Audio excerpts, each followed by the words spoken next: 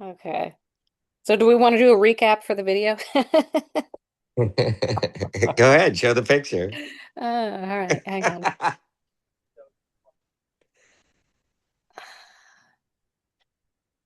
There we go. And I think you were talking about Dave, the stipe being reddish. Yeah, let's see. So the stipe's cut off there. Let's see that Yeah. photo where it's sectioned, because that was the more telling photo, I thought. Yeah, right. Yeah, that one. Okay, yeah.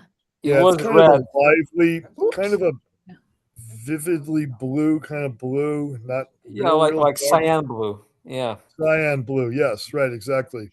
The cap is kind of a dark brownish. That seems to be typical for that species. Um, and then it gets darker. You know, if you wait around a little while, it gets. See how it's really almost black there toward where the stipe was cut. Yeah, Uh, and look at the pores. Valmała would have yellow pores throughout. yeah, yeah, yeah. That this doesn't look like Lanmea to me. No, and the pores are, again, they're angular and they're large. And Valmała Yeah, has yep, boletoid yep, pores. These are more yep, yep. zirconoid pores. Yeah, Cyanoboletus, cyaneitinctus. Yeah, I would That's what go I for would that. call it. Yep, sounds good to me. And yeah, there's those pores are very, very angular.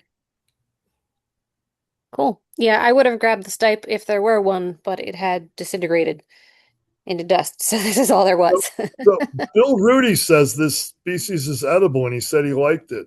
So I tried it, some that I picked on my property, and um, you know, I've only eaten it once or twice, but I thought it was pretty good actually. Well, maybe if I find it in better condition, I'll give it a try. Yep. Don't be afraid of the blue boletes. Wow, an interesting start to Taxonomy Tuesday. Yeah, and Valmała, by the way, is edible. Even that new species that we find in northern Jersey, Carbonial liver, that smells like curry, like sensibilis. Ursula Paul ate it, and she didn't get poisoned or anything like that. Yeah, Scott Pavel says that Lanmea pseudosensibilis is excellent. I've never eaten it because I have all these books that say it's poisonous. So it's like it's just like a deterrent to me, you know, to have all these Yeah, books. and But I said earlier that Shi Hong, who found Citizen Sibyllus last year at our foray in great shape, she took it home and she ate it and she said it was excellent. I'm gonna have to try it because I think I can identify that species, and we get it here in the oak woods. Yeah, that's one of the easier one Maoa to ID. Maybe the I easiest think one. so. Yeah, I think so.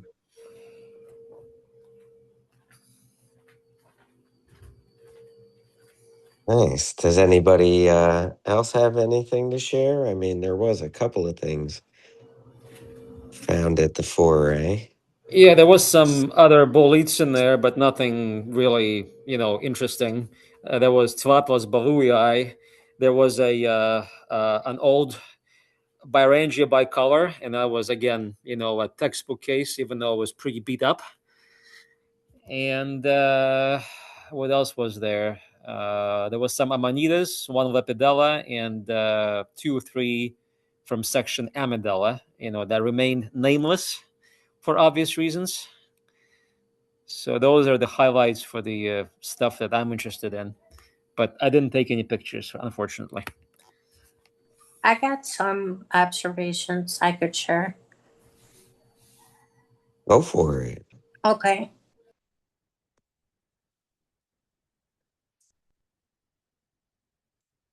Before you start, Hunter, I would like to sort of offer a slightly different opinion of Tilapus balui. That to me is a very interesting species. It's probably a complex. It is a complex, I think, too.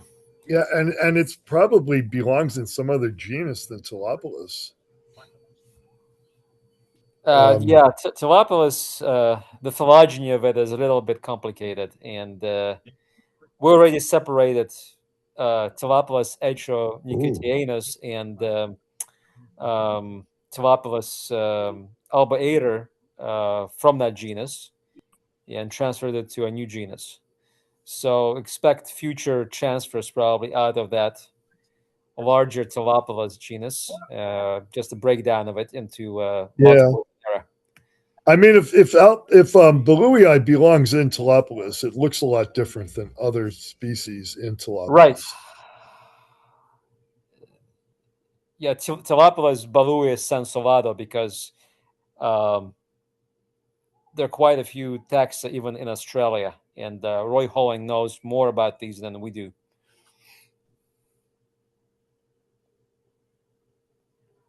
Okay, I'm not going to say anything else about that species because here we've got another bolete coming up. All right. Uh-huh. Yeah, I have a couple boletes. I went to Wisconsin this last weekend, and not all the way north, but pretty far north, and found some nice boletes. The pores on this were a dark gray, and they were almost not visible. I magnified them, and I still couldn't see actual pores, but the pore surface was a dark gray, like this. And I cross-sectioned it. I did not do much more, but you can see how thick the cap tissue is compared to the tube layer. And besides that, the stipe was covered, and you see, it looked like sort of like little ridges, but not quite lacinum. I don't know if this idea is correct. It may be totally wrong.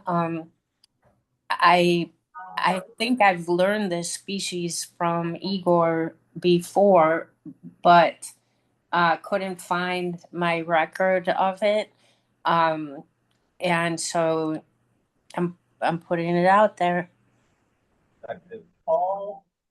Well, Igor, if you don't want to say anything, I will. This is a slam dunk, Sutorius eximius. Oh, Go good. ahead, Dave, Okay. because I'm not familiar at all with the species. It's very distinct, but I don't have Yeah. much field experience with it. Yeah, I find it every year. Yeah, Wonderful. it's been in Telopolis. It's been in Lexinum over the years because of the stipe that looks like it might have scabers. Yeah. That punctate stipe. But now it's got its own little genus. I don't know how many other things are probably something from Australia as usual. But what I'm interested, Hunter, in what kind of trees were around where you found this, because I think I know Hemlock. hemlock. Yeah, hemlock, Yeah, hemlock there birch. could be some pines as well, but Yeah, mostly hemlock. Yeah. yeah, that's where I find it. Oh, good. Hemlock birch, hemlock woods. Yeah, Great. Oh, yeah. thank you. Oh, by the way, I got sick on this bolete. Oh, I'm so glad you qualified, because I was gonna Yeah, ask, I wanted to yeah, know. Yeah, yeah. so I not I eat. I Yeah. I put it in polenta a long time ago, Uh-huh. and it turned the polenta gray, which was kind of unappetizing to begin with. And then I Uh-huh. got like indigestion and a stomach ache from Mm-hmm. maybe it was psychosomatic. I don't know because the meal didn't look that great. But Right, like I would recommend not eating this, and I think that some of the field guides say it's should not be eaten because it's mildly toxic. okay. Well, thank you so much. Good to know, and I'm glad that I was able to put the correct ID on it, even Yeah, though that's it. That's what it is. not Yeah, the confident. dark pores, really dark brown, maybe as you said, gray. Yeah. But the stipe, the thick stipe, with it's completely covered in these like little I don't know what you can call them. It's not really scabers, not really scales. There are Punctate, squamules. maybe you could say squamules. Okay. Yeah, Yeah. you can't really see that they're actually textured. Um, Right. but they are slightly textured. Yeah. Okay. cool. Oh, thank you so much. Phylogenetically, this genus is sister to Neoboletus, and for a short period of time, a few years ago, they were merged into one genus, this one. But then they got separated again because clearly they are not, they should be in two different monophyletic clades, but they are very closely related to each other. As you know, Neoboletus is a genus of red-pored boletes. Yes. Although there's a couple of species that have yellow pore surfaces, like another sickener from this country that's called Neoboletus huronensis, after Lake Huron. Huronensis, yeah, the Lake Huron. Yes, that's right. That's not good. Okay. Yeah, that's a Neoboletus though. Okay. Okay, cool. Thank you so much. I've got another bolete. I think it's a Neoboletus, but help me. I'm not sure it's subvelutipes. I was thinking like luridus, but I think that's not even a name anymore. Or I'm not really sure. But this was also found in the same hemlock woods. There were other pines too. It really has black staining, I think. And this was it in situ. And this is a cross section. And then I put some ammonia and the other one, the iron salts, but that's the ammonia that did the dark color on the cap. And so, yeah, I'm not positive. It didn't smell of anything. Like it wasn't a strong smell, no curry, no land mouse smells. And so yeah, I'm going with Neoboletus, but what do other people think? I don't know what it is, but it is quite the looker. It is beautiful. It is really, really pretty. Yeah. Yeah, and their stature of these were kind of funny. I mean, this is really cap heavy here. And it's neat. But yes, there's something didn't quite fit right with subvelutipes. But like I said, I was going with this luridus, but I don't think I put it on iNaturalist first, and they didn't even offer that as an option. So When you cut that thing open, was it like yellow before it got all mottled like that? no, yeah, I think so. Yeah, It's very, very quick. You have to be very quick with the looking at the flesh before it changes. In fact, Charles Porton Peck, who authored Boletus subvelutipes, said that the flesh was white because it turns white after it fades. And he didn't notice the yellow stage previous to the bluing. It's very quick. So I imagine I was just on the phone. I imagine Igor probably asked where you found this. So I'm guessing you also found this under hemlock. yes, yeah, and I have the specimens of this. I could, and they're, I think the uncut ones, but it's probably too late to cut them and get the reaction. Oh, maybe not. But you have to cut them and like be quick with your hands actually, because you won't see the yellow flesh. It's almost like it just flashes to blue. Yeah. Okay. Right. Like if you don't separate it and as you're cutting, it's changing. Yeah, you cut it and you have to pull them apart really quickly before the blue sets in. Okay. Like I said, Charles Peck didn't even realize this, and he was authored the species. Mm, So okay. So Dave, you would also think this is subvelutipes, right? it looks like it to me. Yeah. If it was under hemlock, I would say subvelutipes. I mean, if it was under oak, it's that other thing, which is now what, subluridalis. Oh, okay. So that's an oak species. Yeah, Okay. I mean, Yeah, this Yeah, is because definitely to me they're hemlock. hard to tell apart, and no, most of the they're field not. You have guides to look at conflate them, the two you have to species. look at the stipe. Subvelutipes has a dotted stipe, Ah, and in okay. subvelutipes, the red tones they rise up like tongues of flames vertically. Okay. Yeah, that's what you've always said. Yeah, And the namesake for subvelutipes, the red patch on the bottom of the stalk that's looks a little bit velvety, it's not always there, and sometimes it's yellow, and it's not always apparent. Let's right. see. I mean, Can you see it on this one? Let's see Yeah. the unsectioned stipe, because Oh, unsection. the flesh is red inside the stipe. That's yeah. Oh, look, yeah, there it is. Look at that, right on the bottom. See the little reddish on the bottom there? stiff hairs. Yeah, Yeah. all this hirsute appearance. Yellow or orange and red. Look, I'm when I looked at this thing, I immediately said this cannot be Subluridalis. Now, thinking a little bit more, I mean, the only thing that looks somewhat similar to this is a Swivelus species, but that one is very reticulate in the upper half, at least. And this one is not reticulate. It has some ridging, maybe, but those are not reticulations. It's just the texture, rib texture of the Yeah. upper stipe. And sometimes subvolutipes can be reticulate. I Yeah, you have sent more you one. experience with that species.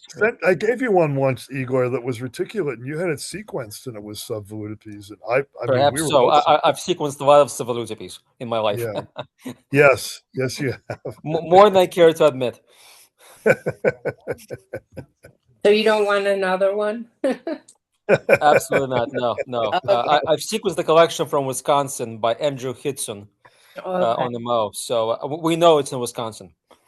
Mm, good. All right. Cool. Yeah, the field guides, the Beset field guides and other field guides conflate the two species Subluridalis and Subvolutipes into a single entity, and so you have to be careful what information you glean from the field guides. The Oh, oak one is different. That's Subluridalis. If in fact that's the correct ID. There's some other things that grow under oak as well. excellent. Well, good. I'm glad. Thank you so much. I've got a couple more, not Boletus though. I found this pretty Ramaria. Really beautiful pink.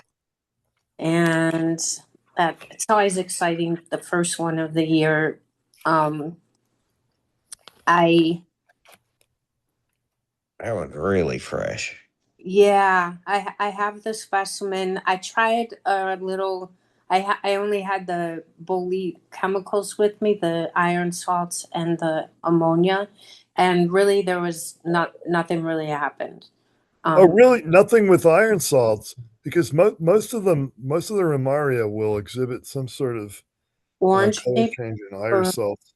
They What are the turn branch green or tips? What something. color are the branch tips? Are they yellow? they're Kind of hard to or tell. let's look here. Mm. They look more yellow here, don't they? Sort of. You know Yeah. what? One time at one of the big forays, a nymph foray, I guess, I was looking at this Ramaria on the table trying to figure out what it is. And I took it over to Noah Siegel, who's one of the best mushroom identifiers in the world, really. And I said, "Well, what do you think, Noah?" And he said, "Good luck." Oh, These things are really hard to identify. yeah. Yeah, and I mean I know that stipe is important to look at. But yeah, I mean, it for Formosa, is that even in the running, would you say? Well, that's the one that has the yellow tips, I believe. Okay. I mean, because And that's then what. there's I think it's Strictius. That one looks a lot like, those are two of the more common species, at least they're believed to be. Now, once these things start getting sequenced a whole lot, who knows what's gonna turn up in the taxonomy of Ramaria.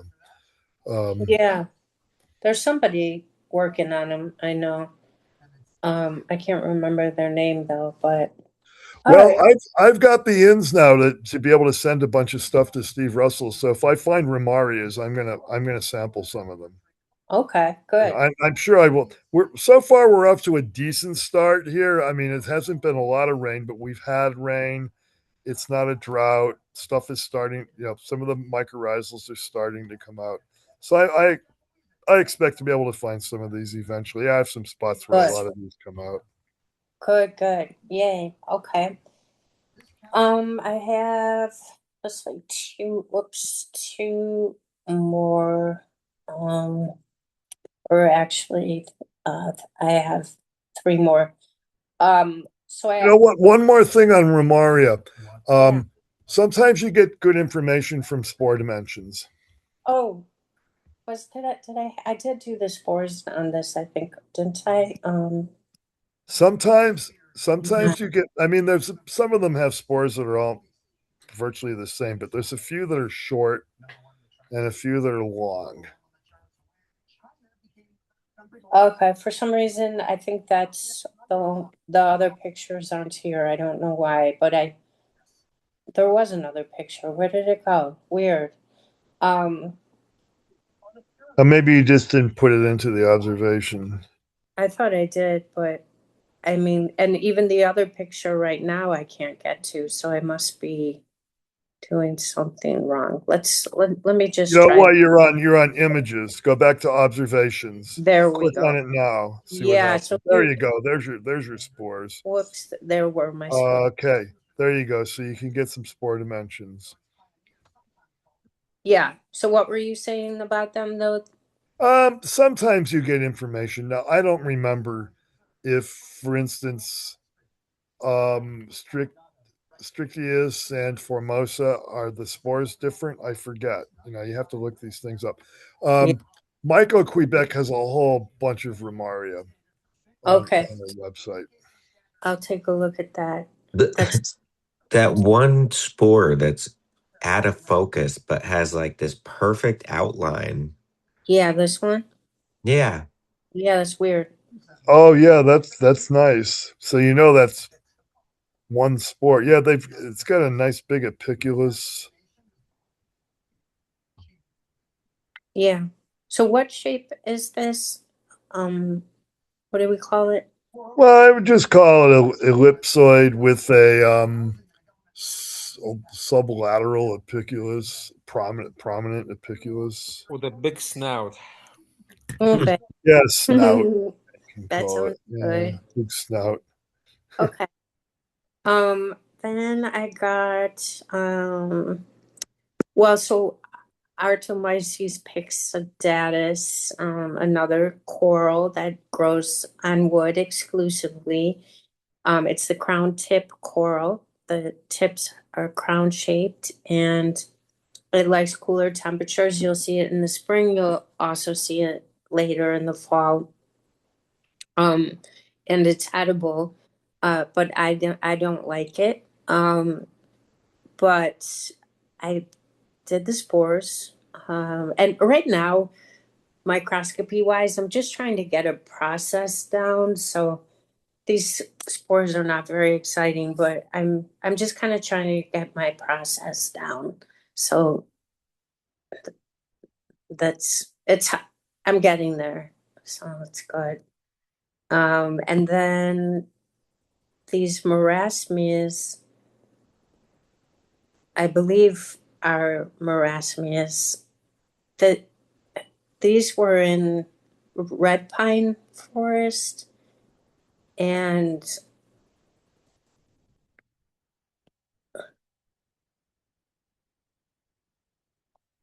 the base of the stem was, I don't know why that comes up. The base of the stem was really fuzzy. There we go.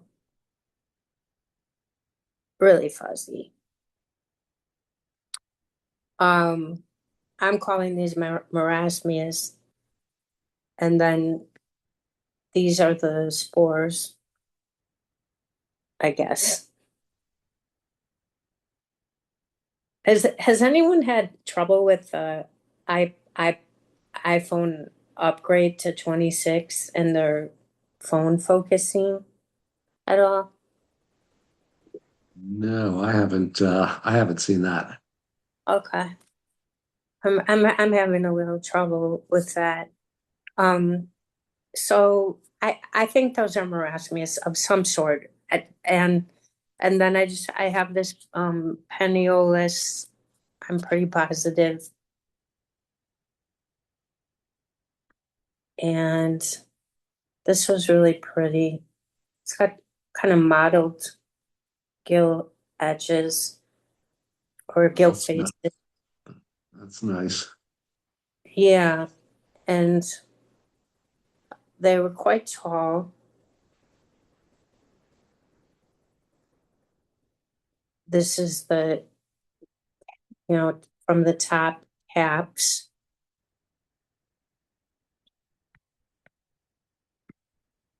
And what's that growing out of? Pile of grass clippings. no, it's in the woods. It's in more mixed woods. And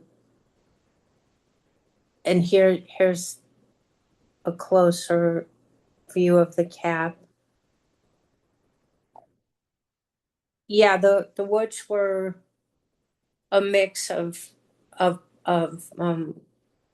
hardwoods, and there's some conifers, some oaks, a mix. And then I did the spores, and they look like this. Whoops. Like almond shape. Almond shaped to lemon shaped, sort of. That's better. Yeah, lemon shape. Yeah, that sounds like Paneolus. Was it a pure black print?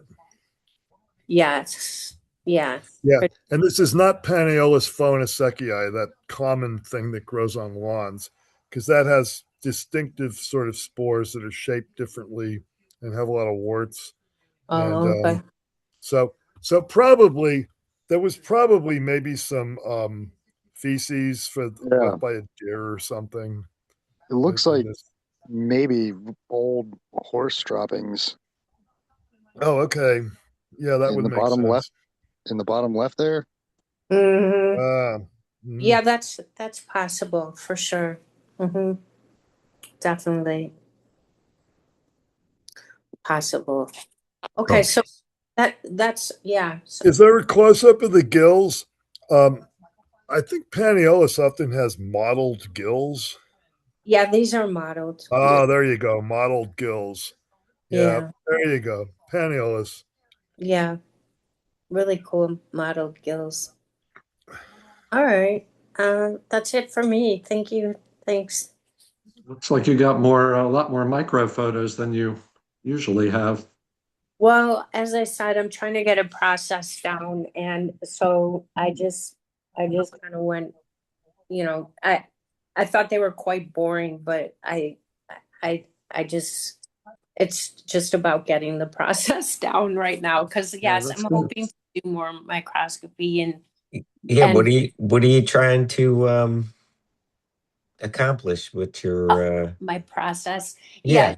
Just I mean, it's just I don't know, just an order of operations. And you know what? I noticed something about your spore photos, and it's something that I notice when I'm trying to get spore photos. So those photos of the Paneolus spores, those nice black spores, they were pretty big. That's a pretty sharp photo. You can see the detail pretty well. right. But the Ramaria spores are paler, and if they were mounted in water, or KOH, they're not going to show up really well. And the camera has a hard time focusing on something like that. So I know I feel like sometimes I have to trick my camera to photograph something like those Ramaria spores, because over and over and over again I get photos that look like this, that are sort of fuzzy around the perimeter. And I mean, this is not a terrible photo, but it's not as good as the Paneolus spores. Right. So sometimes I take maybe 20 spore photos of something like this until I just get lucky and my camera manages to focus on the spores correctly. And sometimes it's almost by accident, because it's, how I mean, I just use this little digital camera that, there's a little rectangle shows up and it turns green when it's supposedly when it's focused. Sometimes that means something, sometimes it doesn't. And sometimes when it says it's not focused, I take the photo and get a good one. So it seems to be a matter of luck. Also, sometimes it helps with spores that are not particularly dark pigmented. Like these Ramaria spores are probably yellow or pale orange or something like that. Sometimes it helps to stain them, because then there's a little bit more for the camera to latch onto. Yeah, and that's part of the process. I'm, trying to. That's the process, right? Is like, which, I was using the pink one. I can't think of the pink one's name right now, but I was using the pink one. And but so today I used a little Congo red on something on those bolete tubes. I was trying to get the pores of the Sutorius and some spores off the pores and I couldn't get anything. But yeah, so right. Thank you. That's the process. I just want to. Yeah, and sometimes Congo red needs to be diluted quite a bit, or right. or you look through your microscope and you just see like dead red, Exactly. Yeah, so that's also the process, because I think all my stains need to be further diluted, and so it's like, okay, what should I dilute them in? And I mean, it's just takes time, and you just need to focus, and that's really what I'm lacking. I mean, the focus, but I'm working on it. So yeah, I'll be showing more. So each year a little more. This is the whole thing's a process, right? Yeah, I mean, I was even gonna say one of the bigger things for me is just like how many I allow myself to even bring home, because then it becomes like a pile of them, and then you don't get to anything. Right. So like, I'll only ever have a couple of them, and then I try to take do one of the steps, maybe put them out, get out a couple of slides, and then leave them there. And then I go do something else and come back to it. So it's not all work. Yeah, and some what Chris is saying I can relate to. So a lot of times I'll put out a whole bunch of things, on slides, but then once it gets time to actually try to scope spores, I'll prioritize. I mean, if some of the things are like gymnopus, the spores all look the same, so maybe I won't do that one. And sometimes I'll look on the slide, and if I don't see any like a little bit of spore dust at all, sometimes I'll just say, okay, fine, I'm not going to spend 10 minutes trying to find 3 spores. But it's also a matter of which collections would be more important to see some spores. And Right. that just comes with experience, with knowing like what it's all part of the process, like you call it, and part of the process ends up being to create priorities. Right. And of course that's going to be different for someone like you than someone like me, where, your level of, for me, it's like, okay, well, what would be, what do I think might have interesting spores? Just a guess, kind of, Yeah, where, yeah. You're guessing because yeah, you don't have enough experience yet but sometimes, I mean, if you look at descriptions, like go on Quebec and that's look at helpful. descriptions of what you think you might have, and Yes, sometimes you'll see something, something about spores that's somewhat unique, or maybe something about cystidia, and then it sort of lets you know that, okay, maybe I might want to put a little bit more time in on this thing. exactly. That is so valuable to take the time to do that, and so integrating that into my quote unquote process. I'm also, that's what I'm also trying to do, and Yeah. it's Yep. part because my setup's in the basement, and usually I just don't bring my iPad down to the basement, but I think I'm gonna just have to start doing that, so but or I just yeah, when looking Yeah. up this stuff first is super helpful. I agree to, Yeah. like, And well, you also have to consider I'm retired. I have a lot of time. yeah, You that's know, nice. I don't have a job to go to. I wake up in the morning, I go turn on my computer and I start reading like INAT updates, or First things Speaking of first. speaking of first time, thing I do we with can. have my Yeah. coffee and start reading that. Speaking of time, can we? I can speak on this a little bit when I go to share later. But Doug has some stuff to share. Great. Yeah. Let's Paul have a couple there. Yeah, thanks. Let me share my screen. And here it is. And share.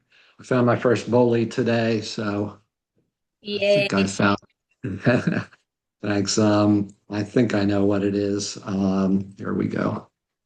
I think I found this one once before. So we'll take a look here. Very pale in color. Yeah, it's Is really that pale. parasitized a little bit or no? No, I no, don't, it's I not. No. don't think so. I don't think it's showing that. But Wow. it's got some very pale pink or lilac going on there. And here's a close up of the pore surface. Actually, let me go to the next one here.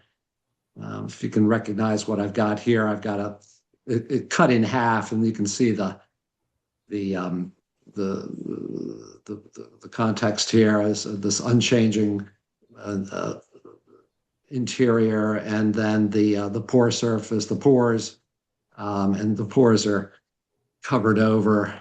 I don't know if that's helping at all, but it's got that sort of the quote unquote stuffed pores look, I believe. That's what we're No, those looking are at not here. stuffed pores. This is a partial veil, and you don't see the pores. You see the cystidia that cover the pore surface. All right. Pylocystidia. So the stuffed pores is a misconception. It's a bad Well, I term to understand. describe this. Oh, Yeah, and yeah. that's what was going on with the Sutorius as well. No, Oh, okay.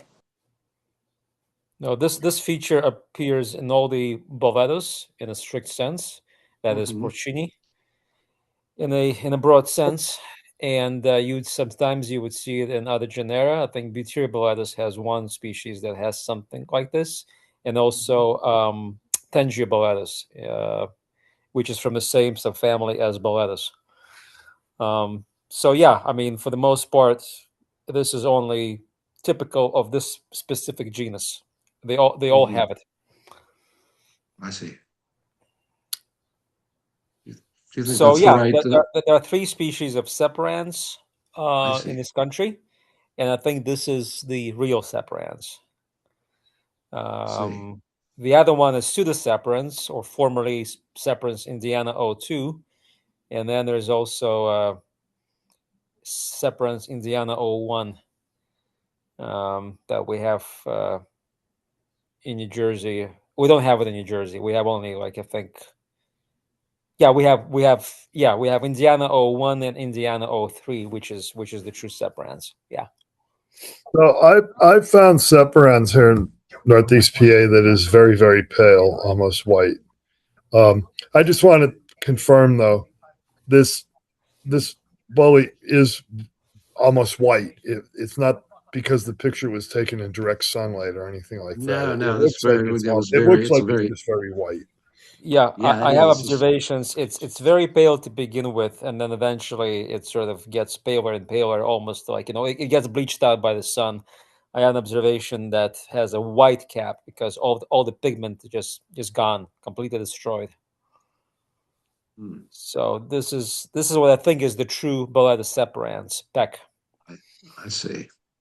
Okay. Yeah, I got interested in this. The what's covering the pores here will eventually recede. Am I right? And open up Yeah, it those will pores. disappear. It will disintegrate, and the pores are going to be exposed, and they're going to open up and spill out some spores. Right. This was kind of. I decided to scrape some of that off with the razor blade and just try to take a look at it's all these very long, what I don't know, look like hyphal cells to me, but anyway, for what it's worth, that's what at least some of that looks like. So that's the partial veil Igor was talking about, I guess. That's Right. Yes, and I that's guess. a very good indication that what Igor's saying is the better way of looking at it, because we see these hyphae here that were clearly part of a construction of this covering of the pores. So the pores are not just individually stuffed. There's this I see. covering. Would this be like a different way of looking at it if you section to slice off more like almost like Roman aqueduct style?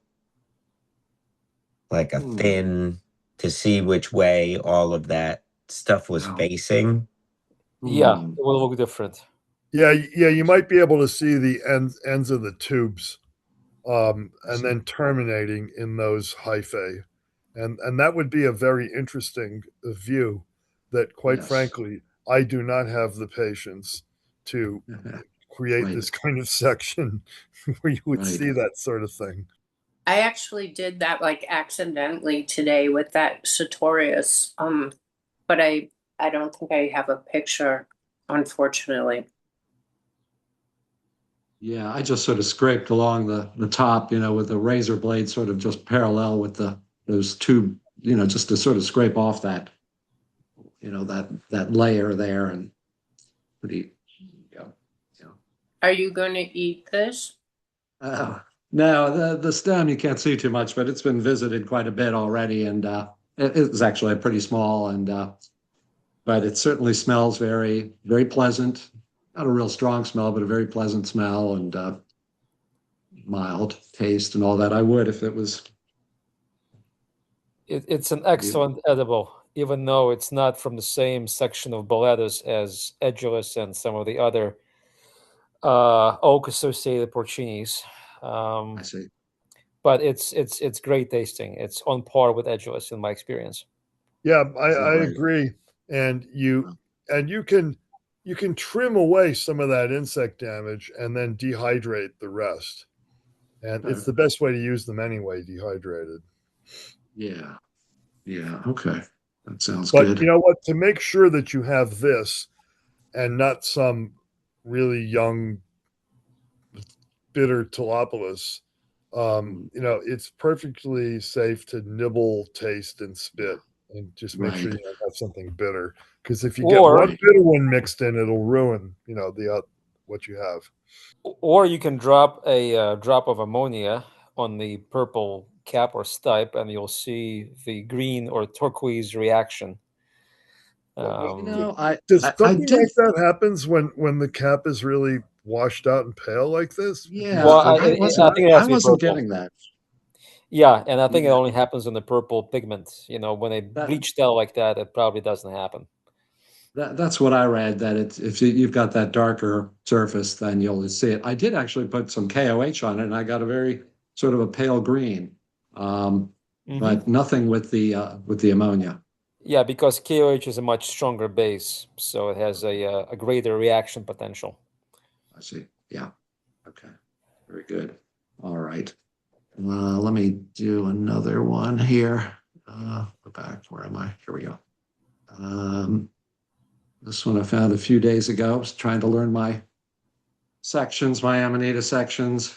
I'm guessing this one for Amidella. I have a little cheat sheet that I think fits this. Found a few of these right next to each other in various stages. And in fact, here they are. Nice. We could probably ID this one to a species. Oh, really? Yeah, Yeah. Dave probably knows what I'm talking about. Okay. Oh, I was just talking to my wife about something. So what's the discussion here with this? Look at the little ring on this. That's really Yeah, interesting. I was saying that you would know what kind of species this is of section Amidella. Okay, so Well, that sounds like I might I be would right. guess Peckiana because it's got a ring. Oh, really? I would think it's Whetstoniae. Well, yeah, because but Whetstonia is really white. The cap is really white. Not necessarily. I mean, Yeah. this is a very, very, very difficult section. So according to this discussion that you got involved in, Igor, online on Mushroom Observer with that guy Paulo, he says that the Amidellas always have a partial veil. It's just hardly anybody ever sees it. Well, he says that all Amanitas have partial veils. I sort of wonder about things like vulva and some of the And by partial vagina. veil, it could be just like a very, very thin tissue that once I the know. gill edges separate from the stipe, it just crumbles away and you don't see it because it's just so pulverulent that it just falls apart on contact, essentially. And so I'm seeing something here that does not remind me of Whetstonia. It's the margin is short striate. We've got the cap surface is breaking up into scales. It's the way the velar material just sort of disintegrates.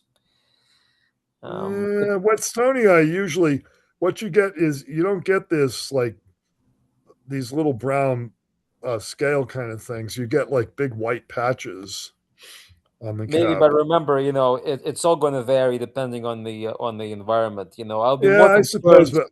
but I don't think this is Whetstonia. It doesn't look like it to Well, me. it might be, but I thought that the tubular vulva, which is very long. That's a Whetstonia trait. The I can tell tubular you this is not vulva that tends to elongate on one side. All I can tell you this is not species S17 or S19. It could be vulvata or peckiana. Peckiana prefers sandy soil, so who knows? Maybe this is a vulvata. And if you read that paper carefully, they never sequenced any of the holotype collections. They just derived the names of probable phylogenetic taxa that represent vulvata and peckiana indirectly. And I still have to read the paper carefully to see how they did that. But I'll put a big question mark in terms of like what really is peckiana and what really is vulvata and other species that we have. 18 of them in North America from that section. Now this is a nice seeing the little dime there too, because you can see these are pretty good size. Yeah, these are robust. Mm-hmm. Yeah. And if again for indicators of section Amidella, what are maybe the top indicators that point you there? Is that lack of a ring, maybe, or a little bit of a ring, or it's the secate, prominent secate vulva that lacks a bulb, and the velar material on the cap, which could originally be white, it will discolor brown or red like this. So all the Amidellas have a unique gestalt to them. You will never confuse those Amanitas from this section to any other Amanitas. You Well, can easily identify an Amidella, but the species is going to be exceedingly difficult. yeah, I have spoken to people who confuse Amidella with section vaginate. Amidellas tend to be a little more robust.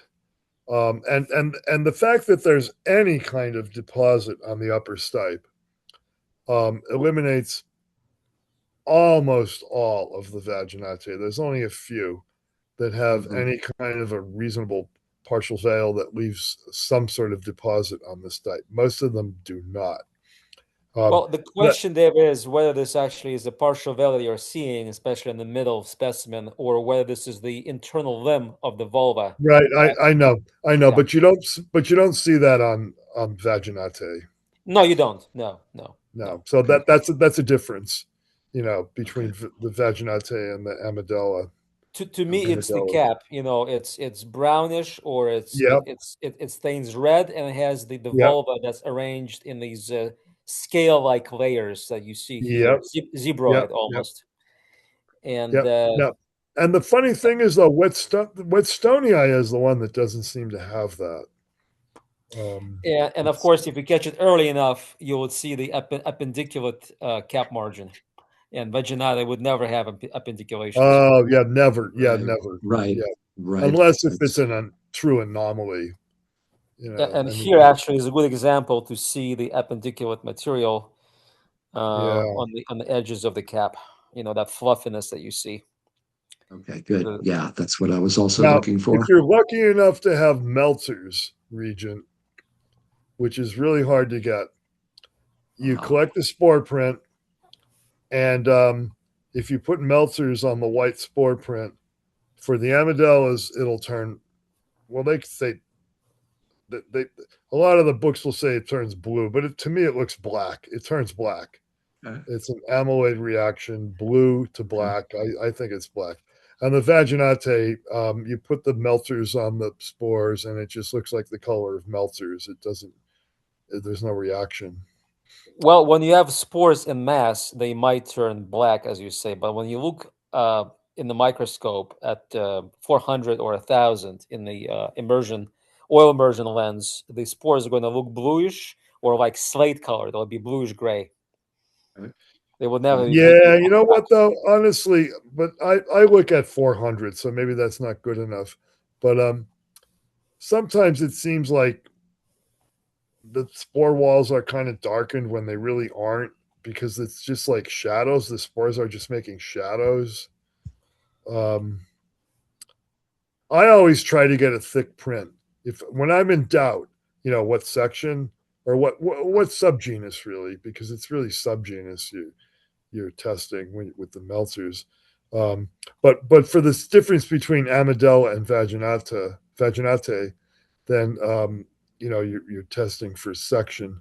So I just try to get enough spore, and usually Amanitas are pretty generous with their spores, so you can get enough of them that you can just see it as soon as you put the drop on.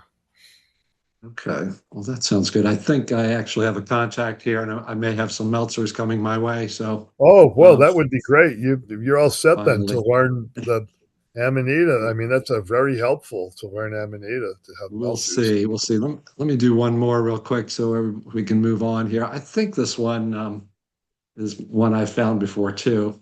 I think this is the clubfoot Ampulloclitocybe. It's got interesting sort of rolled edge on the top there.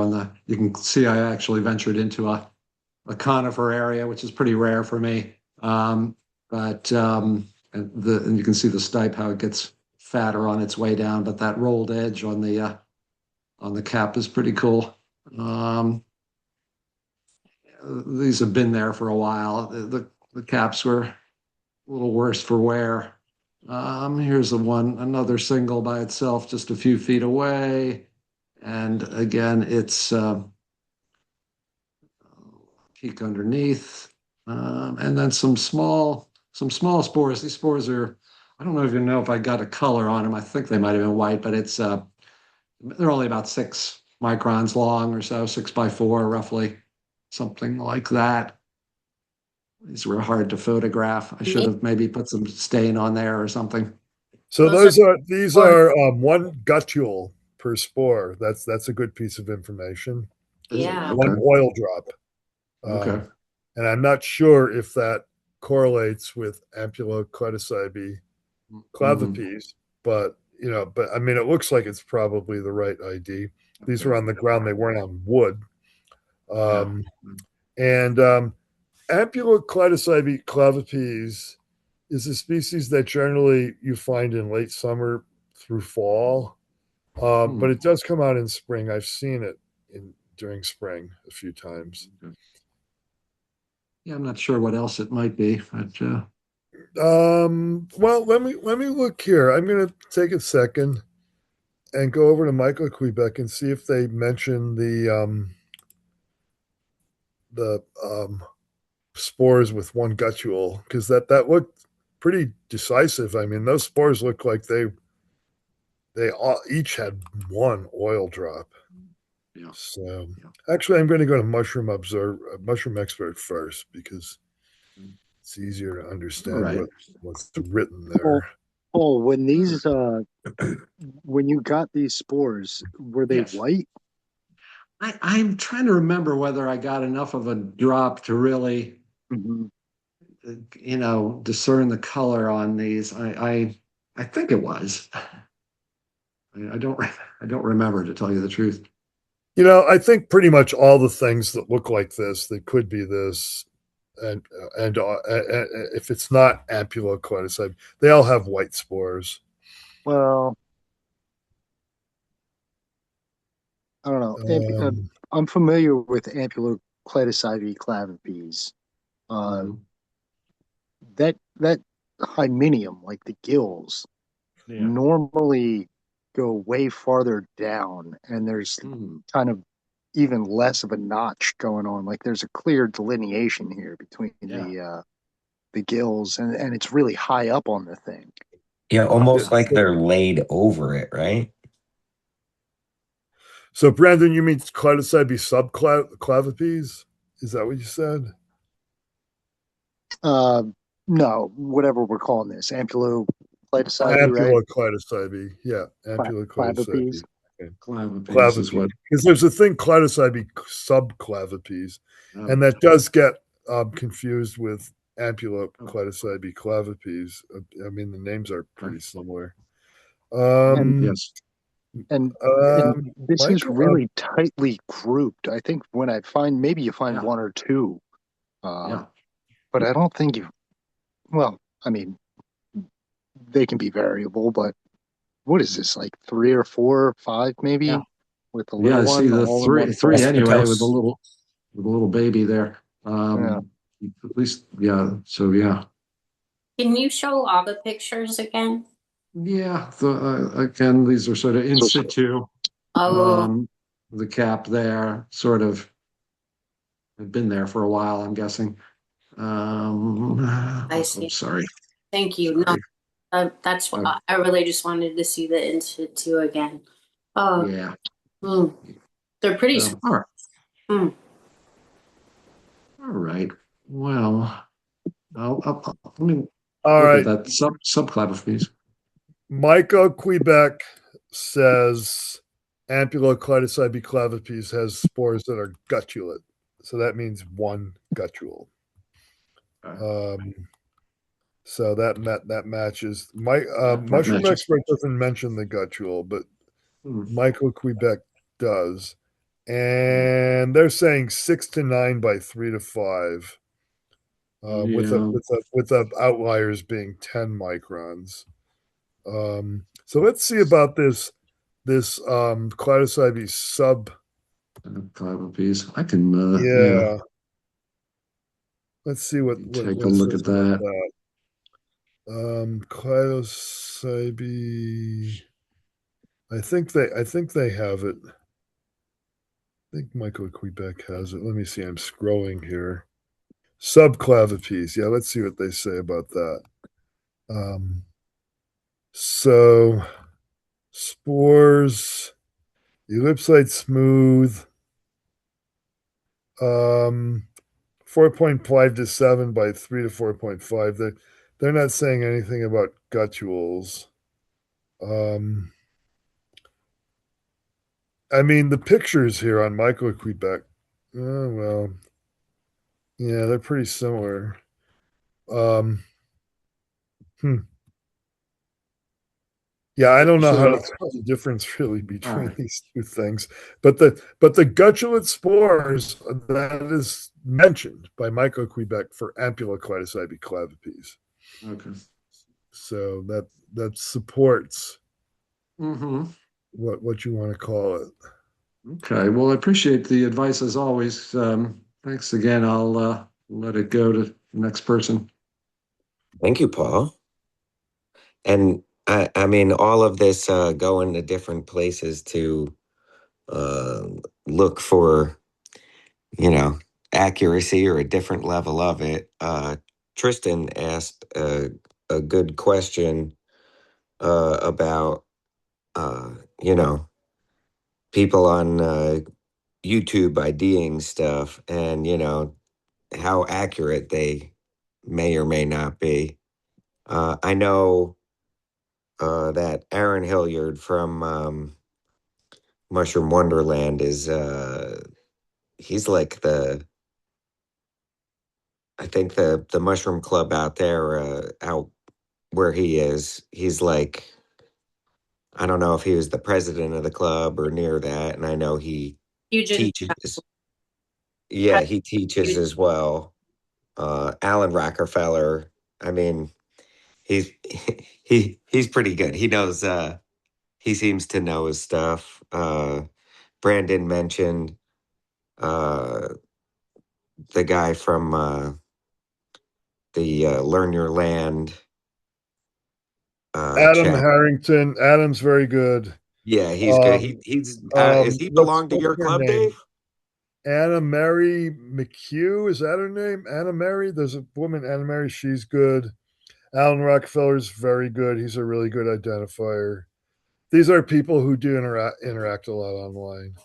So there's a lot of bad information online, though. Honestly, I see a lot of mistakes about a variety of things. Of course, you can put it on INAT and see what INAT says, but INAT's wrong. Like, not most of the time or a lot of the times, but at least some of the times. Yeah, I Yeah. mean, honestly, as long as it seems to me that as long as nobody's trying to sell a thing and all that they're doing is trying to pass along information, well, it can always be double checked. So, you know, I suppose it's, be careful, but I watch those people. I watch Mushroom Wonderland. I find Aaron in particular to be pretty good at what he does. So Oh, I don't know. I don't know who this is. Aaron, who's that? he's got a channel, Mushroom Wonderland. He gave a talk to NAMA probably maybe 3 months ago on Oh, okay. Yeah, I didn't see that. Okay. ecology. Yeah, which was really good. But yeah, he's very, it's very West Coast orientated though. Yeah, so a lot of the species are going to be different. That and that's probably the biggest thing with online. I mean, there's a guy, I don't even know what you call it. These short video formats. I don't know. They're not TikToks. They're some other thing. Yeah, Adam is from Pennsylvania. So the information he's sharing is relevant to, let's say east of the Rockies, if not east of the Midwest. And Alan is a generalist. He's just all over the place. It's around the whole travels world. a lot. He observes mushrooms everywhere. So he's a pretty good source, though. He's a really good identifier. And this woman, Anna Maria, I think her name is. I think she's like in North Carolina or something. Yeah, So and yeah, she's good. the middle name. Yeah. But Yeah, I just think that, location is gonna be a huge deal with all of it. I mean, whether you're on the West Coast or you're in Florida or, anywhere else, knowing where that person is gonna add to how relevant they are to you personally here. So, yeah. Agreed. Right. A lot of people, I mean, I've always liked learning about mushrooms all over the country. And when I started, I never limited myself to my terrain, but I know people who really approach it more that way. And so, yeah, they're certainly not all the same state to state. And so, yeah, good to know where they are. Nice. Does anybody else have anything to share? I thought I heard Doug might have had something. No, thanks, Chris, but I don't have anything interesting, Asterium complicatum and the standard stuff. It's been very dry where I live until last night, so nothing of interest. I have some family members up in Alaska. Maybe they send me anything in the tundra. I'll try to present it over the summer if something's interesting. That would be an area that we don't normally see. But other than that, haven't seen anything that anyone else has seen. Thank you. Yeah. Is Brandon Michael? has stuff, I think. What was that? Brandon, I think, has some stuff. Yeah, I sent an email in if we're ready to get to the emails. Oh. Can I just ask real quick, is Michael Quebec like the most up-to-date online resource that there is? I So think they're pretty tough to beat in terms yeah, of a website that has photos and provides descriptions and the for sheer number. I mean, yeah, they and the have sheer number. Yeah. nearly 4,000 species on there, I think, at this point, right? I'm not counting, but they have a lot of stuff on there, and they do update. They do update, but because of that sheer amount of species, like sometimes, I agree, it is probably the most up to date. Uh, but because they have so many species, when things get updated, that kind of falls through the cracks sometimes. But I would say yes. Mushroom Expert's great. Also a little bit outdated with some names and stuff too, though, right? Yeah, Mushroom Expert doesn't. They don't update as much, and sometimes they hold on to some older names for maybe longer than they should. Yeah. But it's good. Mushroom Expert's good, and you don't have to translate it if all you know how to read is English. um, Michael Quebec, you have to right click on the text and translate to English, and then sometimes some of the message is lost in translation. Thanks. And then if we're, being specific about how to identify fungi online, there are more specific websites. So, ASCO France is fantastic for Ascomycetes, like we're looking at here. Amanitaceae is no longer, but I think there's a new website that holds all the Amanita information.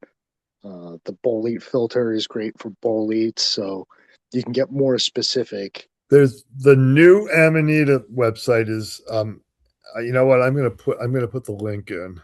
Nice. It's Amanita Mushroom Observer, I think is Mushroom Observer is supporting the new version of the Amanita website, and it's Oh, cool. basically the old Amanita website, but with different technical support.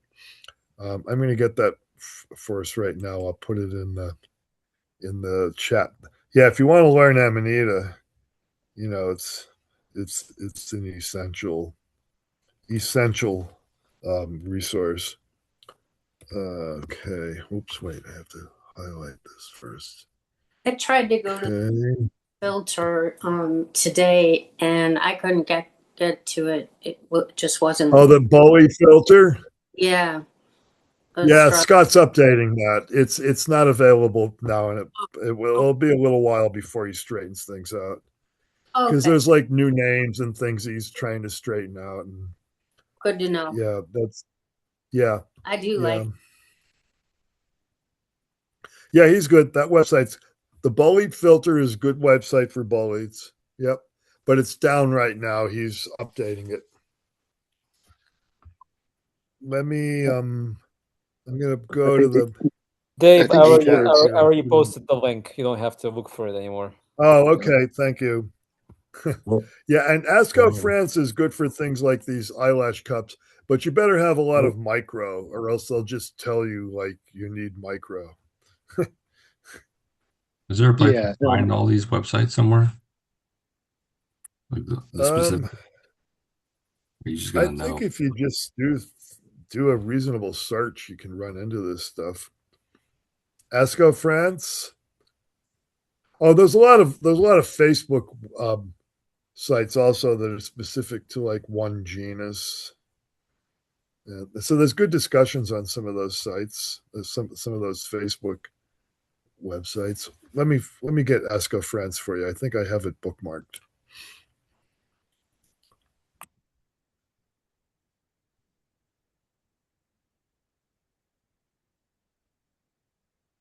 Well, that's going on. Yeah, move on to something else. I'm not sure where I have this Asco France. It's somewhere, but I have like 4 different kind of bookmarks, so I'm not sure where it is. All right, so yeah, like Dave's saying, that would be a good resource for this. I'll also post a resource for this and the next mushroom that I'm going to share. So this is an eyelash cup, Scutellinia. I called it vitriola at first, but the spores are kind of questionable. In my situation, when we were talking about like things you want to focus on, kind of prioritize when you're doing microscopy, these two are at the top of the list for me every time. And even this photo is intentional. It's intentionally out of focus because if you can zoom in, can you zoom in any more on that? Yeah, you really should be looking at these at 1000x, but I don't mess with 1000x all that often. So this is at 430x, but you can make out that there is some ornamentation there, maybe some warding, but maybe not large enough warding to support my initial ID, which was Scutellinia vitriola. So I just downgraded it to Scutellinia.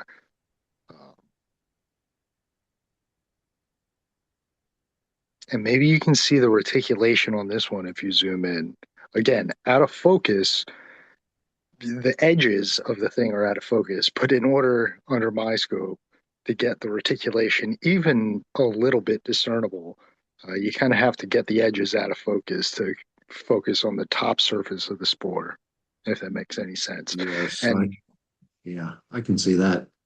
Yeah.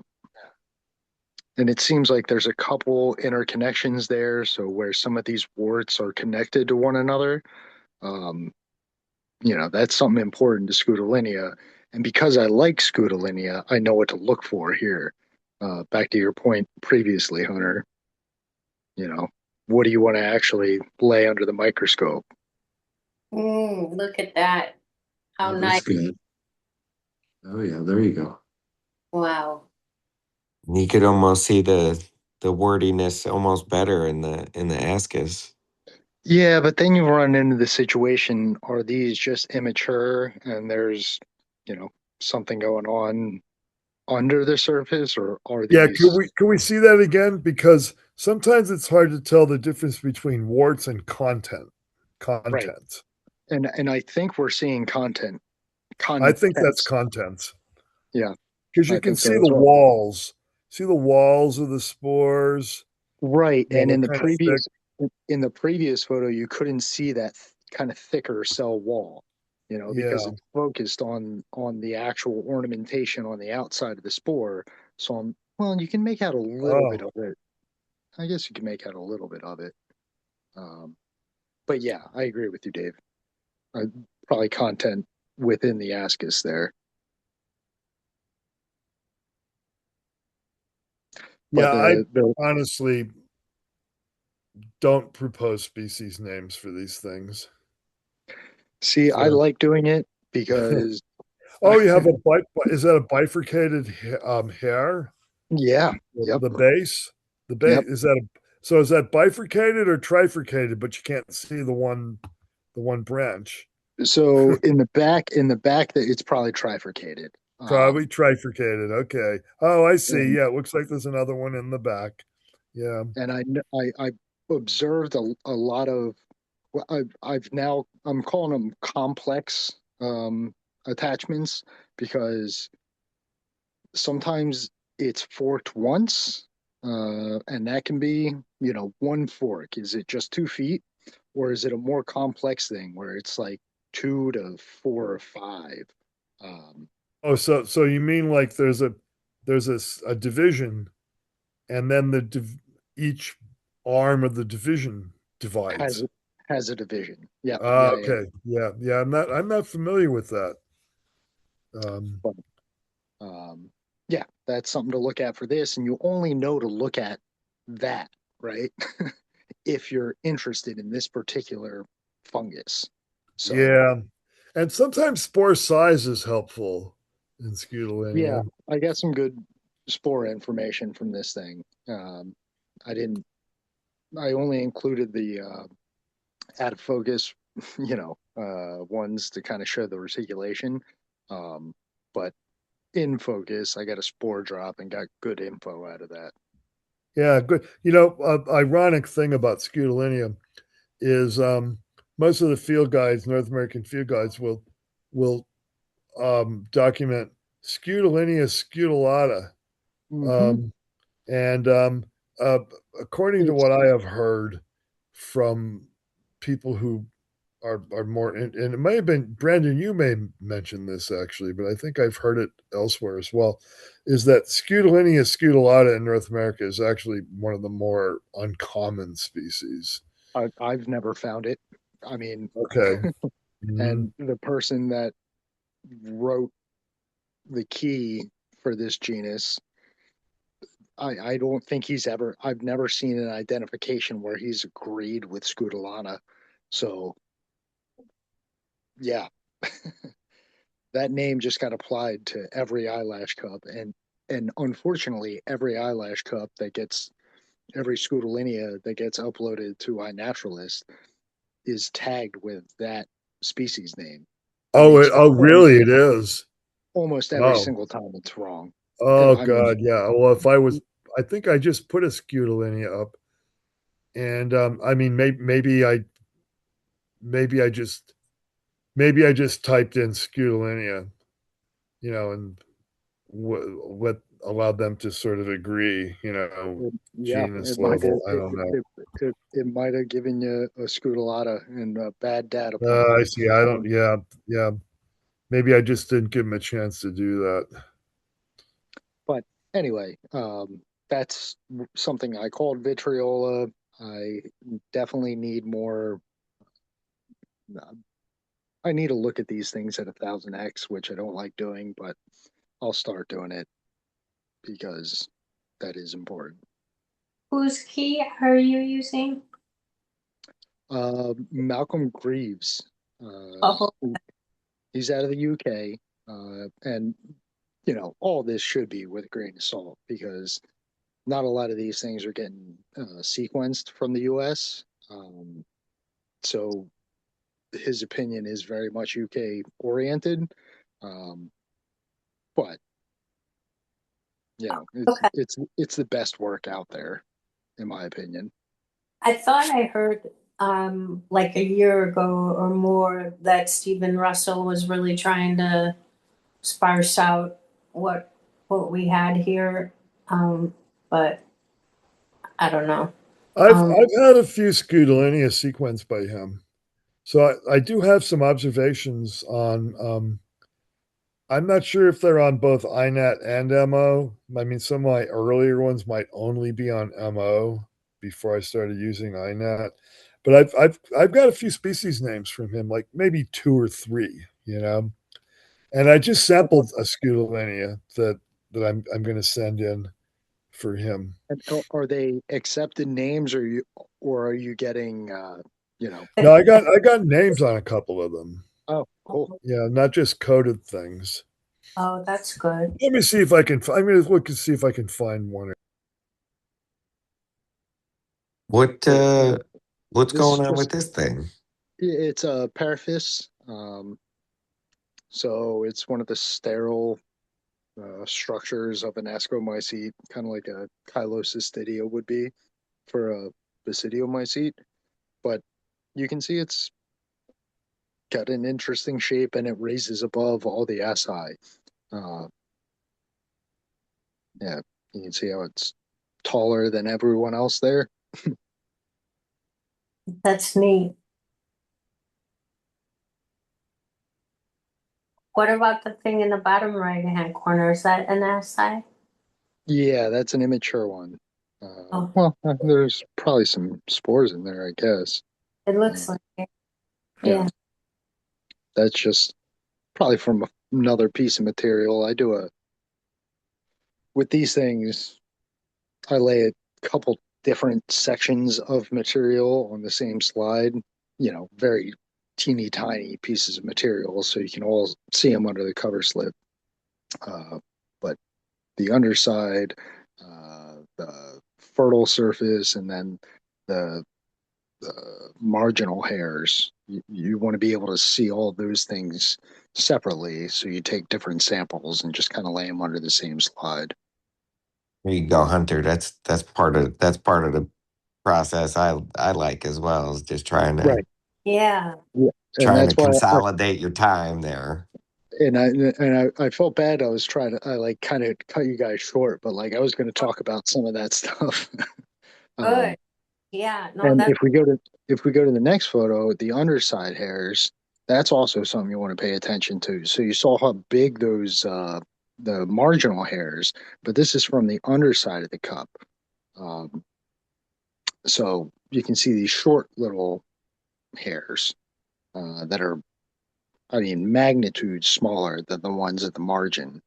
And if you go to the macro photo, you can kind of see that starting to happen a little bit. Which one you want there? Go back to the close up of the hairs on the edge of the cup. Maybe that one. nice. So you can see the big ones right at the margin, but you can see some intermediate hairs here that are shorter, obviously. And I guess you can't make it out all that well. Maybe at the like 2 o'clock, kind of on the underside. If you zoom in, you can see some of those shorter hairs.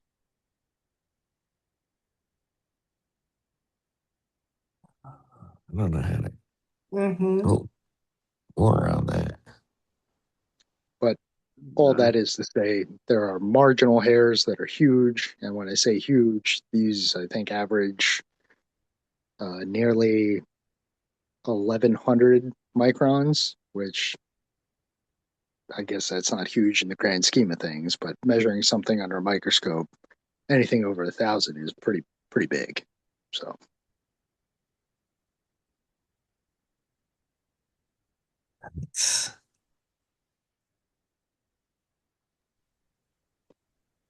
Now it Yeah, looks like I was wrong. I think I may have sent a few things to Steve, but it looks like I don't have any sequenced collections of Scutellinia.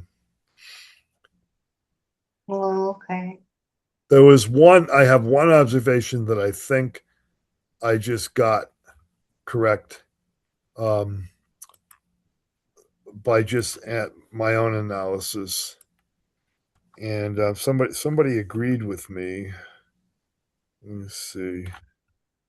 Scutellinia Erinaceus. really, really small, tiny, tiny Scutellinia. It's in the winter. Mm. Somebody did agree with me here. Who agreed? J.K. Mitchell. I'm not sure who that is.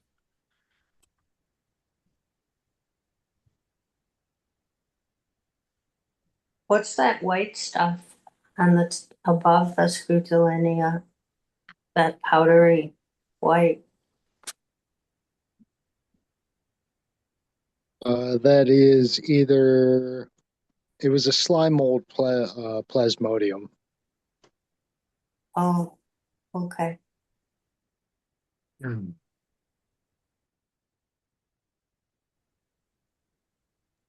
if we want to go to the next one, I'll try to be quicker about this one because I'm pretty sure I know it. Oh, nice. Yeah. So this is one of those cases of just earth tongues being misidentified all the time. This is almost certainly Geoglossum simile, with the heads kind of got eaten off there. Something took them down. But yeah, the spores check out, the paraphyses, they check out. So it's a rarely applied name, which doesn't mean that it's a rare thing, right? Look at that. Wow. Yeah, and this is kind of, I didn't do great microscopy because I know what I'm looking for and I didn't take good photographs, so I just kind of recorded the information that I needed. But these have 7 septations pretty much across the board, so So 8 parts. the spores. Yeah, these are the spores. Right. Yeah, very nice. Beautiful. And then these are the paraphyses. Uh, those same sterile structures that exist within Ascomycetes that we were just kind of talking about, Chris. These are those same structures, but these are segmented, kind of pointed at the tip. Some of those segmentations are constricted, so they're a little bit, pulled together at those segmentations. This reminds me of something extremely specific. If you look at an ant's antenna under the microscope, this I'd buy is, that. it's oddly similar. I'd buy that. What's interesting is the other 2, maybe 3 Geoglossum that you can confuse this, not just confuse this with by looking at it, but even under the microscope, they share similar qualities in spore length and segmentations. But the paraphyses that's how you pick out which one it is between the 3 or 4 species that we have here in North America, because a lot of the time they're going to be more subcapitate or swollen at the top, and these are not, right? That one you can see, it's definitely coming to a little bit of a crimp or a point. What's the word too for the they're like these are the ones that have that like almost like spoonish type shape. Mm-hmm. Is there what's the word for that? Is there like a particular I think the delineation on the key that I used is spoon shaped. So spoon shaped or lanceolate is the closest thing, but lanceolate is more pointed. So There are like where's the specific like hymeneal surface on something like this? I mean, is it yeah, all over? so the one that's standing up in my middle digit there Um, you can, if you can zoom in there, Chris, I think you can probably make that out. Go up a little bit if you can. Okay. So where it starts to form that, it looks like a head, right? Where it starts Okay. to expand. So up there, up at the top Yep. of this. Yep. Yeah. Okay. And So it's a bad photo. I grabbed this thing off of the ID table at the NJMA foray. Some kid found it, which is cool. So it's a bad photo, is what I'm saying. But the stem will have a more flocose texture to it if this was a better photo. okay. All right. Thanks. But it's a cool name. I would venture that it's the first time NJMA will have recorded this from a foray. So that's fun. That is cool. Yeah, that's good. I want to do the microscopy too now. Nice. Yeah, there's certain times where there will be lots of those in Shark River. And then this is also from the 4A, NJMA 4A. This is a slime mold, so myxomycete. This is Cribraria cancellata. They don't look like this when you find them. They're really, really small. But that peridial net, I think is the term that they use, stretches from where it meets the stalk all the way to the apex. And that is pretty much a lock for Cribraria cancellata.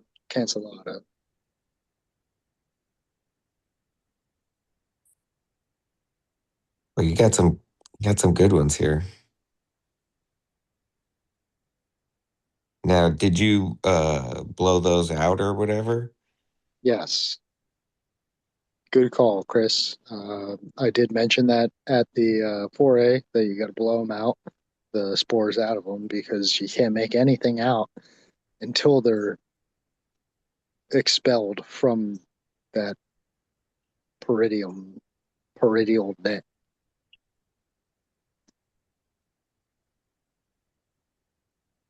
Do you have a picture not under the microscope? I do. Uh, I never, and unfortunately, I never get a good shot of the base of the stipe of these things. So there's yeah, that's Yeah. what they look like in situ. Neat. All right. Scott, how do you blow them out again? Do you literally just blow them out, or? Yep. Yes. Yep. Okay. Wow, that's great. That Uh, is really So how nice. big is that chunk? That chunk is about maybe an inch. Oh, those are more sizable than I thought. Yeah. They're not teeny tiny, but you can't make out. You can tell it's a Cribraria from this photograph. You know it's a Cribraria, but you don't know whether or not that peridial net goes pole to pole. You don't know if it has this other structure that I'm now forgetting the name of that's more kind of fleshy that extends kind of halfway up the sporo the the globe.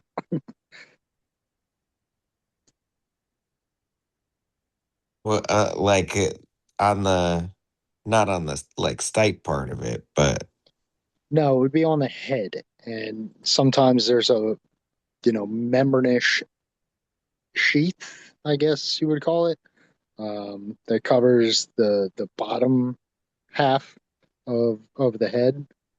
These do not have that, and those peridial nets extend pole to pole. So you almost 100%. This is Cribraria cancellata unless, taxonomy has changed.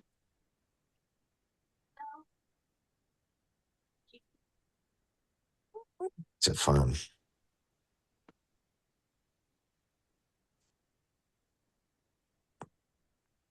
Nice.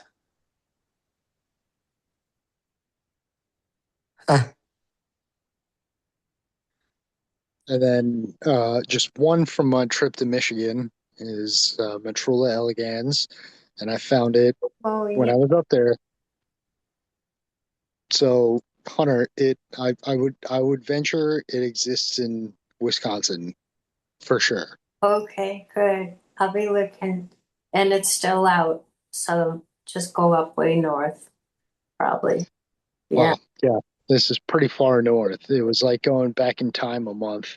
I was finding the same things I was finding in New Jersey like a month and a half prior. So Were there any old morels or anything, or no? my uncle told me that he found his last morel about 2 weeks prior. So Yeah. yeah, just missed it. Mm-hmm. Okay. Nice. Oh, this is nice. So this is the same as you have, same species. I think so. I did read up on Paludosa, which does seem to be a more Canadian species. It seems to only be a more northern species. I doubt that it exists in New Jersey or Pennsylvania, Dave. But yeah, I guess, that's not out of the question here. But it's not Lunolatispora. Uh-huh. I feel like it looks like just slightly different than the other ones we've seen, but I don't know.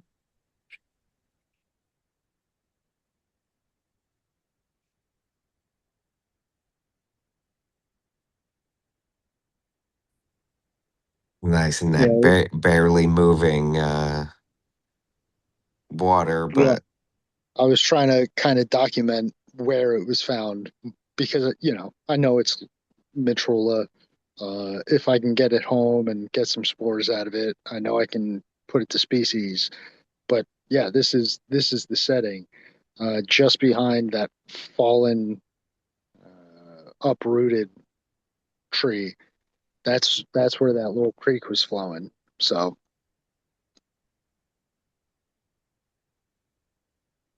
it So looks like a swell piece of woods there.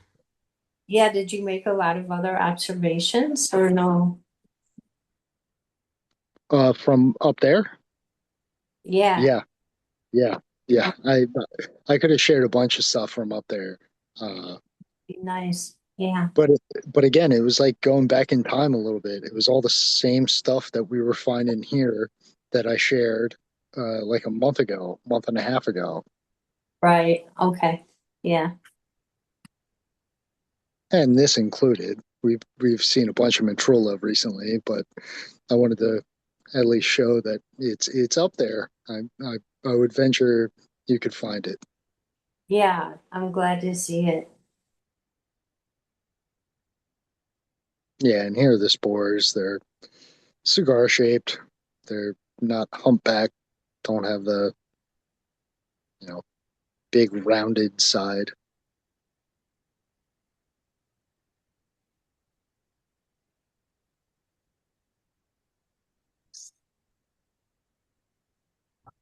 Mitrula. Are those by any chance edible? I would doubt it. Yeah. Probably not poisonous, but not eaten. I mean, if you ever find these things, I doubt you would want to eat them. Every time you pull it up, I mean that They're so tiny. that hardwood leaf that I pulled that up from has been underwater for so long. So Oh, you're pulling up like scum and whatever right. decaying underwater material with Yeah, it. I see. Yeah, I would assume that that's just on that alone, just habitat alone, probably not a good idea. I mean, unless you like Giardia. Not really. Yeah. But I did think this was cool. I don't often find them or am able to extract the actual substrate. And these were absolutely growing right off of this, whatever, some kind of hard broadleaf. Might have been a maple, I guess. It's got a couple sharp lines to it, but who knows? Yep, fold it up and it's under the water where it doesn't really break down all that well in that completely anaerobic environment.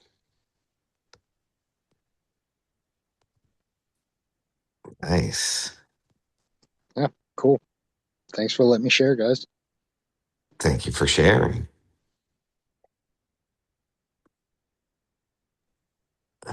Does anybody else have anything here? Let's have a pick one. Oh, Bianca has some stuff.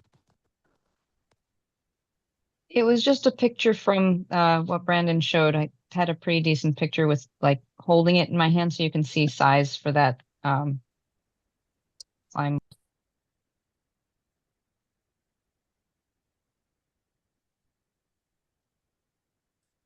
Nothing else from this weekend's adventure? I mean, a group photo.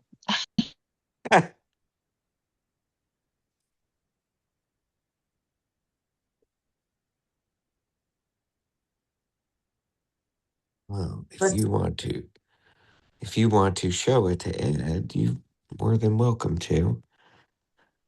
Let's see. Has anybody else mailed anything in there?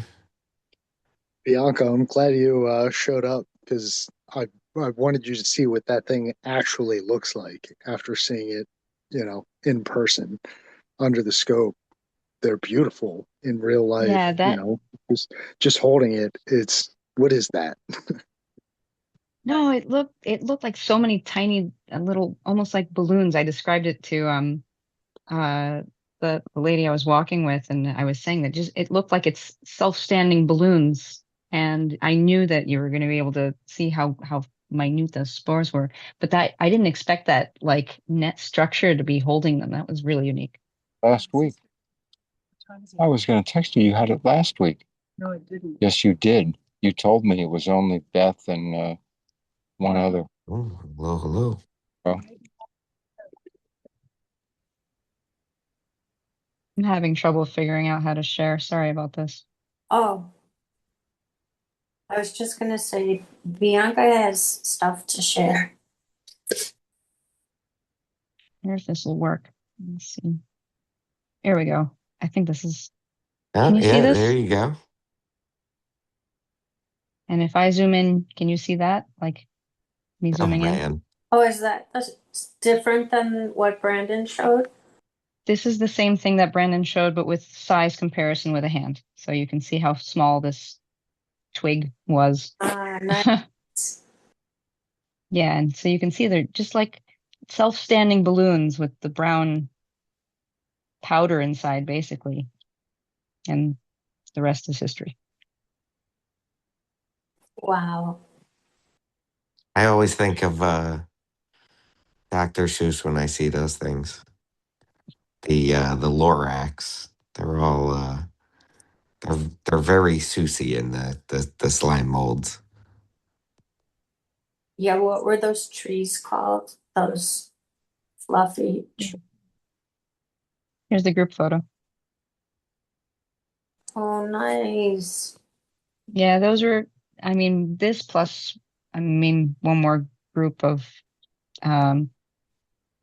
those trays on a different table. We didn't really find too much. It was pretty dry.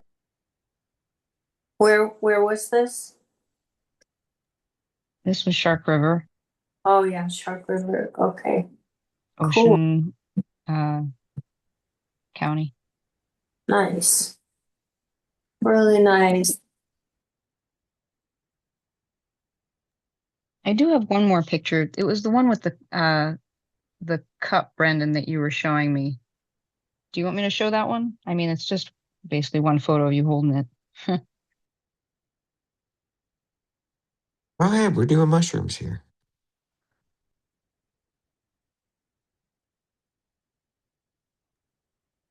Can you see that one? Yeah, look at that. Yes, we can.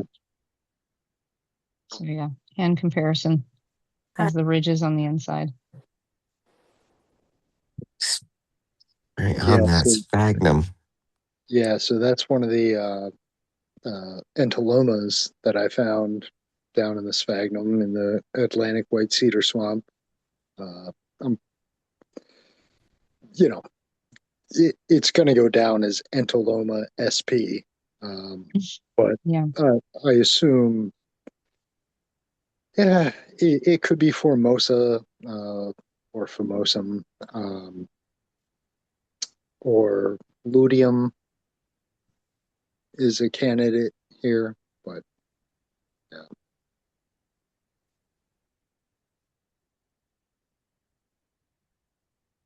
I did So also take a tiny, picture delicate. of some, yeah, I took a picture of some moss on a tree that I thought was potentially something that we could show, but I couldn't really. I think it might have been just the flowers, but I've never seen anything like this. So let's see. Uh,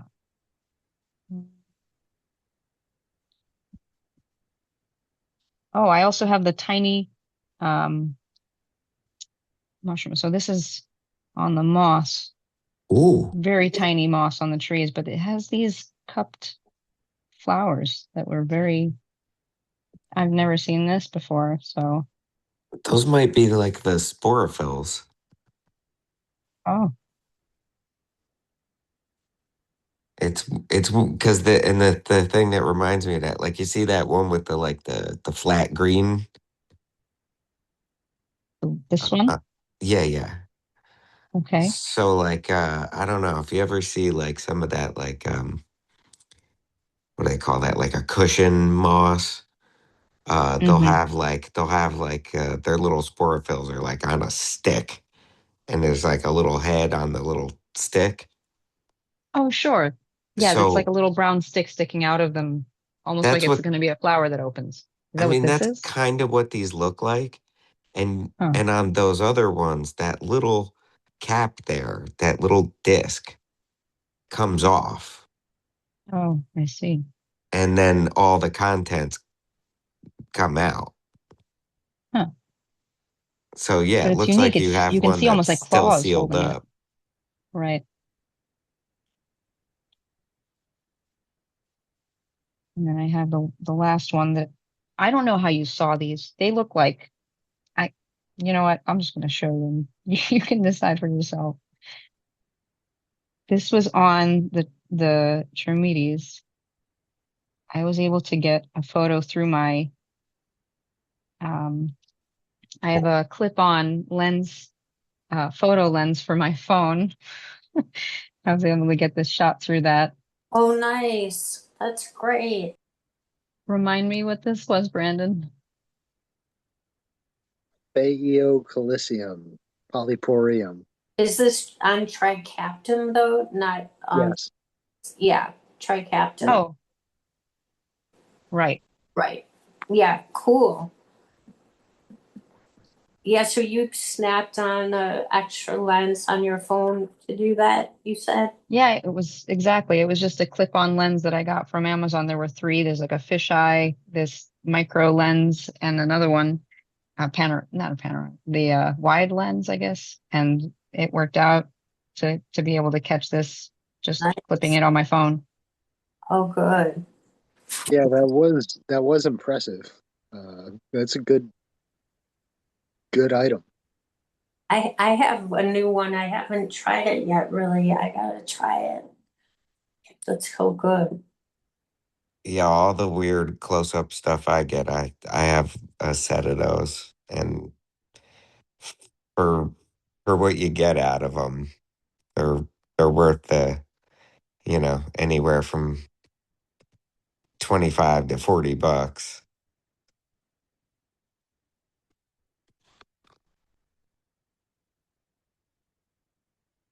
Nice. Thank you, Bianca. Thank you.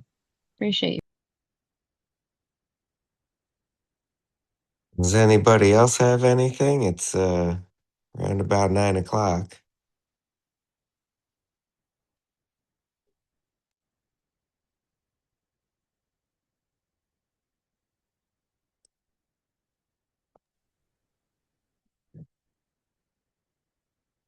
Well, we did get some rain here today. So maybe maybe we'll actually start finding some things.